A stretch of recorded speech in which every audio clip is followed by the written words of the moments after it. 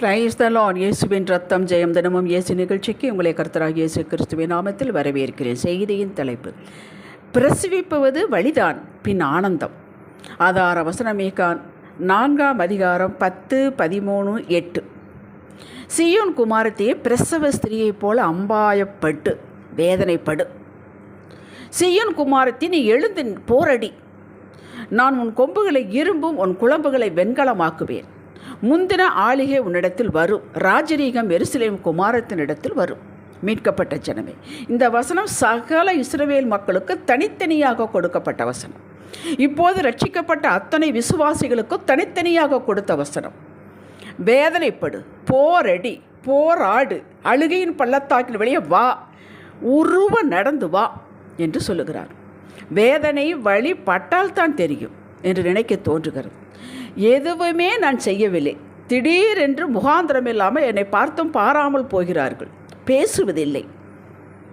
என்னோடு அப்பம் புசித்தவர்கள் ஒன்றாக ஆலயத்திற்கு போய் வந்தோம், இப்போது திடீரென்று எனக்கு எதிராக காய்களை நகர்த்துகிறார்கள். என் எதிராளியோடு சேர்ந்து கொண்டு சதித்திட்டம் தீட்டுகிறார்கள். இந்த வழியில் அனுபவித்தால் தான் புரியும். நீண்ட காலமாக படாதப்படுத்தும் வியாதி, காட்டாத வைத்தியர் இல்லை, ஃபிக்ஸ் பண்ண முடியவில்லை. இந்த வெளி பெயின் சாதாரணப்பட்டதல்ல. திடீரென்று பிஸ்னஸ் டவுன், திருமணம் நிச்சயிக்கப்பட்டு நாளும் குறித்தாகிவிட்டது, பத்திரிக்கையும் தயாராகிவிட்டது, காரணமே தெரியாமல் திருமணம் தடைபட்டு விட்டது. இந்த வழி எப்படி இருக்கும்? நல்ல பிள்ளைகள் தான் கெட்ட நண்பர்களால் தங்களுக்கு கேடு உண்டாக்கி கொண்டார்கள். இதை கேள்விப்படும்போது பார்க்கும்போது ஏற்படுகிறதே வழி. இப்படியே சொல்லிக்கொண்டே போகலாம். ரட்சிக்கப்பட்ட நமக்கும் உண்டு, வெளியே உலகத்தில் இருப்பவர்களுக்கும் உண்டு. ஆனால் நமக்கோ விடுதலையின் நாயகன் ஜீவதேவன் மீட்டெடுத்த கர்த்தர் கூடவே வருகிறார். எதற்கு?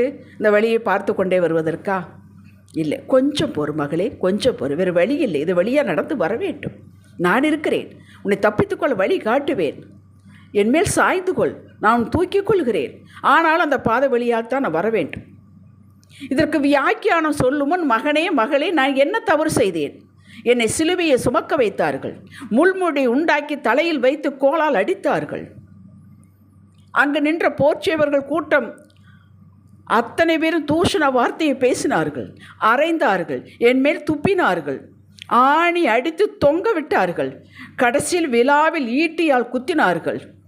என்னிடம் இந்த கடைசி சொட்டு ரத்தமும் வெளியே கொட்டப்பட்டது. இந்த வலி வேதனை கொஞ்சம் சிந்தித்து கற்பனை பண்ணிப்பார். இதை கேட்டது நாம் வாயெடுத்து கொண்டோம். இப்போது இந்த செய்தியை கேட்டுக்கொண்டிருக்கும் வழியால், மனவழியா, ஆத்தும வழியா, சரீர வழியா துடித்து கொண்டிருக்கும் மகனே மகளே, சகோதரனே சகோதரி, உங்களிடம்தான் கேட்கிறார். நான் உச்சகட்ட வழியை அனுபவித்தேன் உனக்காக. நீ சமாதானத்தோடு வாழ வேண்டும் என்பதற்காக. பின் ஏன் ஆண்டவரே, நீரே அனுபவித்து விட்டீரே, எல்லாம் சிலுவை செய்து முடித்து விட்டீரே, நான் ஏன் இந்த வழியை அனுபவிக்க வேண்டும் என்று நமக்கு கேட்க தோன்றுகிறது. அப்பொழுதுதான் அருமை புரியும். அப்பொழுது ஆசீர்வாதத்தின் மகிமை தெரியும். அப்பொழுதுதான் நிதானமாக நடப்போம். அப்பொழுதுதான் உள்ளான மனிதன் மாற்றப்படுவான். இப்போது அனுபவிக்கும் வழி நன்மையை பிறப்பிக்கப் போகிறது. நன்மைக்காகத்தான் இந்த வழி. ஒரு ஸ்திரீ பிரசவ வேதனைப்பட்டு துடிக்கிறாள், பின் ஒரு குழந்தையை பார்த்து வழியை மறந்து ஆனந்தம் கொள்கிறாள் அல்லவா? அப்படித்தான் இது கொஞ்ச காலப்பாடு. 1 பேதுரு 5:10. நன்மைகள் உண்டாக்கி தரப்போகிறது என்பது நிச்சயம். ஆபிரகாம் வாக்கு பெற்றான், குமாரன் பெறுவான் என்று. அவனுடைய பெயரும் மாற்றப்பட்டது. எத்தனை இலி சொற்கள் வந்திருக்கும். பேர் மாற்றினா பிள்ளை பிறந்துருமா? வயதான காலத்தில் மூளை குழம்பி விட்டது என்று எத்தனையோ வசை சொற்கள் கேட்டிருப்பானே. ஆனால் ஈசாக்கு பிறந்தது இவைகளெல்லாம் நொடியில் மறைந்து விட்டது. இந்த சந்தோஷத்திற்காக அந்த வழி. அதற்கு அப்புறமா அவனுக்கு பேர் இடி, போராட்டம், வழி வந்தது. ஈசாக்கை மறித்து பழி கொடுக்க வேண்டும் என்று. பின் ஈசாக்கை மரித்தோர்ந்து பெற்றது போல பெற்றதும் என்று வாக்குவும் பெற்றான். இந்த நன்மைக்காகத்தான் அந்த வழி. எந்த தவறும் தாவீது செய்யவில்லை. மாறாக மாமனார் சவுல் தாவீதின் உயிரை வேட்டையாட நித்தமும் துரத்துகிறாங்க. காடு காடாக ஓடுகிறான், கெபியில் ஒளிந்து கொள்கிறான். என்ன சாப்பிட்ருப்பான்னு யோசிச்சு பாருங்கள். யார் அவருக்கு நண்பர்கள்? யோசிச்சு பாருங்கள். எனக்கு புறாவை போல் சிறகுகள் இருந்தால் பறந்து போய் விடுவேனே, என் தலைமையிலும் என்னை பகைக்கிறவர்கள் அதிகமாகி விட்டார்கள், நித்த கண்ட பூரண ஆயுசு என்பது போல் அவன் வாழ்கிறான். இந்த வழியை கற்பனை செய்து பாருங்கள். பின்னர் சமஸ்த இஸ்ரவேலுக்கு ராஜாவான 40 ஆண்டுகள் ஆட்சி புரிந்தார்.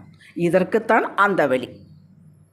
யோவான் 16:20 இயேசு சொல்கிறார், மெய்யாகவே மெய்யாகவே நான் உங்களுக்கு சொல்லுகிறேன், நீங்கள் அழுது புலம்புவீர்கள், உலகமோ சந்தோஷப்படும், நீங்கள் துக்கப்படுவீர்கள், ஆனாலும் உங்கள் துக்கம் சந்தோஷமாக மாறும். நீங்கள் துக்கப்படுவீர்கள் என்போடு நிறுத்தி இருந்தால் நம்ம துக்கப்படுவது நியாயம், வருத்தப்படுவது நியாயம். உங்கள் துக்கம் சந்தோஷமாக மாறும் என்று சொல்லிவிட்டார். சொன்னது தான் மெய்யாகவே மெய்யாகவே 2 முறை சொன்னார். நம்ம துக்கத்தை சந்தோஷமாக மாற்றாமல் அவர் ஓய்வது இல்லை. சந்தோஷப்படும் முன் துக்கம் உண்டு, வழி உண்டு. யோபுவின் வழி வேதனை இரட்டத்தனையான ஆசீர்வாதத்திற்கு நடத்தியது. யோசேப்பின் தனிமை, சின்ன பிள்ளைங்க, ஒரு +2 படிக்கிற பையன், யோசிச்சு பாருங்கள். வேதனை, வழி, எப்பேற்பட்ட குடும்பத்து பிள்ளை, அதனுடைய வழி எகிப்திற்கே அதிபதியாக்கியது.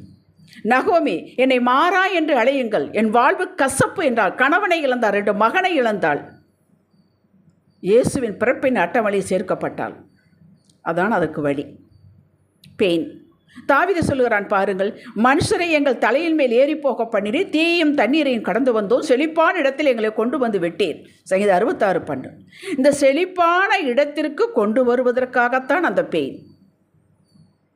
ஆழி, தண்ணீர், கடக்க முடியாதது, வலி, வேதனை, தனியாக இருப்பது, அவமானப்படுவது, நஷ்டம், யாருடைய உதவியும் போனால் வெறும் வார்த்தை, இவைகளெல்லாம் நன்மையாக வந்து முடிகிறது. இப்போவும் கர்த்தர் உங்களோடு இருக்கிறார். நீங்கள் இந்த செய்தியை கேட்டுக்கொண்டு இருக்கும்போது உங்களோடு இருக்கிறார். இதை நம்ம கடக்க வேண்டும், கட்டாயம் கடந்து தான் ஆக வேண்டும். அவர் நம் கையை பிடித்திருக்கிறார், நாம் அவர் கையை பிடித்திருக்கிறோம். ஆழிக்குள் போனாலும் அவர் இருக்கிறார், அக்கினிக்குள் போனாலும் அவர் இருக்கிறார். நாம் நடந்துதாங்க வர வேண்டும். அழுகியன் பள்ளத்தாக்கி ஒருவன் நடந்து நீரூற்றாக்கி உண்டார்கள் என்று இருக்கிறது, வேறு வழி இல்லை. ஏசாயா 43:2, 3, 4, 5, 6 வசனங்களை தயவு செய்து வாசியுங்கள். முள்ளுதான், கல்லுதான், ஆழிதான், தண்ணீர் தான், தீதான், பழிச்சொற்கள் தான், பாதையில் மோசம்தான். இதை கடக்க அவர் நம்மோடே வருகிறார். நாம் தான் கடக்க வேண்டும். கடந்தால் ஒரு பெரிய அற்புதங்கள் காத்திருக்கிறது. காலமெல்லாம் இருக்கலாம், ஆனால் என் பிள்ளை தனியாக வராது என்று கூடவே வருகிறார். 1 Corinthians 10:13 வாசியுங்கள். சோதனையோடு கூட இருக்க தப்பித்துக் கொள்ளும்படியான போக்கி உண்டாக்கி தருவார். 4 ராஜாக்களை காலத்தில் தானியேலுடைய காரியம் ஜெயமாய் இருந்தது என்று வாசிக்கிறோம். இதற்கு அவன் சிங்கக்கவிக்குள் ஒரு ராமுழும் இருக்க வேண்டியிருந்தது. ஆனால் சிங்கத்தின் வாயை கட்டி போட்டார். நீ சிங்கக்கவிக்குள் இருக்க வேண்டும், நான் சிங்கத்தின் வாயை கட்டி போடுகிறேன். கேட்டீர்களா? Daniel 6:28. Shadrach, Meshach, Abednego Babylon தேசத்திலேயே உயர்த்தப்பட்டார்கள். இதற்கு முன் அவர்கள் அக்கினிக்குள் போடப்பட்டார்கள். அக்கினி வழியாக வர வேண்டியிருந்தது. அவர்கள் தனியாக இல்லையே, 4வது மணியாக கர்த்தரிலிருந்து வெளியே கொண்டு வந்தார். அக்கினி வாட கூட அவர் மேலே வீசவில்லை. ஆனால் வெளியிலிருந்து பார்ப்பவர்கள் அக்கினிக்குள்ளாக, வெளியிலிருந்து பார்ப்பவர்கள் சிங்கக்கெபிக்குள்ளாக. மக்களே, இப்போது நீங்கள் கடந்து வரும் பாதை, அழுகையின் பள்ளத்தாக்கு, வலி, வேதனை, கொஞ்சம் பொறுத்து கொள்ளுங்கள். இது அவசியம், அவசியம். மோசே பதறிப்போய் ஒரு சின்ன விஷயத்துக்கு கொலை பண்ணினான். 40 வருஷம் மாமனார் ஆடுகளை மேய்த்தான். அவனுடைய கையாலேயே எழுதி கொலை செய்யாதிருப்பாயாக என்று. அவ்வளவு உடனே கொலை செய்துட்டான். அவனைத்தான் ஆண்டவர் சொன்னார், என் வீட்டில் உண்மை உள்ளவன் சாந்த சொரூபி என்று. இப்படி மாற்றுவதற்காகத்தானுங்க அந்த உரைகள். இல்லை என்றால் நாம் மாற மாட்டோம். உள்ளான மனிதனை ஆசீர்வதிப்பது அவருக்கு அற்ப காரியமுங்க. 2 ராஜாக்கள் 3:17-18 வாசித்து பாருங்கள். எல்லாம் பள்ளத்தாக்கெல்லாம் தண்ணீரால் நிரப்பப்படணும். இது அற்ப காரியம். ஆனால் நம்மளை சுபாவத்தை மாற்றி அந்த ஆசீர்வாதத்தை கொடுத்து அனுபவிக்க வைக்கிறார் பாருங்க, அது அவருக்கு கொஞ்சம் சிரமமானது. ஏன்னா நம்முடைய கோஆப்ரேஷன் தேவைப்படுகிறது. நம்மளை பொறுமையாக இருப்பதற்குத்தான் இது எல்லா காரியங்களும். நம்ம சுபாவம் மாற வேண்டும், நம்ம கண்ணியமாக இருக்க வேண்டும், பேசுவதை குறைக்க வேண்டும், அழுகையை குறைக்க வேண்டும், தைரியமாக இருக்க வேண்டும், எழும்ப வேண்டும், கர்த்தரின் கையை இருக்க பிடித்து கொள்ள வேண்டும். உன் சித்தமே நிறைவேறட்டும் ஐயா, அந்த இடத்துக்கு கொண்டு வருவதற்காகத்தான் தன் வேதனைகளும் வெளிகள். பொறுத்து கொள்ளுங்கள். இயேசுவுக்கு 3 நாட்கள், தானியேலுக்கு 1 இரவு, சாத்ராக், மேஷாக், ஆபேத்நேகோ சில மணி நேரங்கள். அப்போஸ்தலர் 14ஆம் அதிகாரம் பவுலும் சீலாவும் அடித்து காயப்பட்டு நொறுக்கி தொழுவ மரத்தை கையை காலையை கட்டி கைத்து விட்டார். அந்த ஊர் டிச்சு தண்ணியெல்லாம் அது வழியாகத்தான் போச்சான். அப்போ எப்படி எரிஞ்சிருக்கும் பாருங்கள். வேதனை. துதித்து பாடினார்கள். அந்த இரவில் ஒரு பெரிய அற்புதம் நடந்தது, அதிசயம் நடந்தது. அந்த ராத்திரியிலேயே சிறை காவலன் குடும்பம் ரட்சிக்கப்பட்டது. அந்த வீட்டிலேயே ஆராதனை நடந்தது. யோசித்து பாருங்கள், சிறை காவலனே ரட்சிக்கப்பட்டான். அதற்கு தாங்க அந்த வலி, அந்த வேதனை. உங்களை சில இரவுகள், உங்களுக்கு சில நாட்கள், சில வாரங்கள், சில மாதங்கள், அவ்வளவுதான். அதன்பே நீங்கள் அடைய போகும் நன்மைக்கு அளவே இல்லை. இது நான் சொல்லலை, கர்த்தர் சொல்லுகிறார். அழுது அழுது அன்னாள் கண்ணீரை ஊற்றினால் சாமுவேலை பெற்றெடுத்தாள். வாக்கு நிறைவேறும் நேரம் வந்துவிட்டது. வெண்ணெய் திரண்டு விட்டது. சட்டியை உடைத்து விடாதீர்கள். வேதனையும் வெளியும் அதிகம் என்றால் உங்களுக்கு வரப்போகும் ஆசீர்வாதம் அத்தனை கணத்துக்கு உரியது. நம்புங்கள். ஜெபிக்கலாம். தகப்பனே, இந்த இக்கட்டான நேரத்தில் நீ என்னோடு வருகிறேன், கரத்தை பிடித்திருக்கிறேன் என்பது எனக்கு ஆறுதலாக இருக்கிறது. என்னால் தனியாக நடக்க முடியாதப்பா. இந்த வேதனை என்னால் முடியலப்பா. என்னை தூக்கி சுமங்கப்பா. எனக்கு தெரியாது இது எவ்வளோ தூரம் இருக்குன்னு தெரியாது, உமக்கு தெரியுமேப்பா. மரண பள்ளத்தாக்கு தான், ஆனால் இதற்கு பின் ஒரு பந்தி உண்டு என்று சொல்லி இருக்கிறீர். அப்படியே செய்ய போவதற்காக ஸ்தோத்திரம். இயேசுவே நாமத்தில் பிதாவே. இன்றைய சிந்தனைக்கு, சத்துருவே நீ மகிழ்ந்து கொண்டாடாதே, நான் திரும்பவும் எழும்புவேன். நீ தொட முடியாத உச்ச கட்டத்தில் கர்த்தர் என்னை வைக்கப் போகிறார். ஆமேன். ஹல்லேலூயா.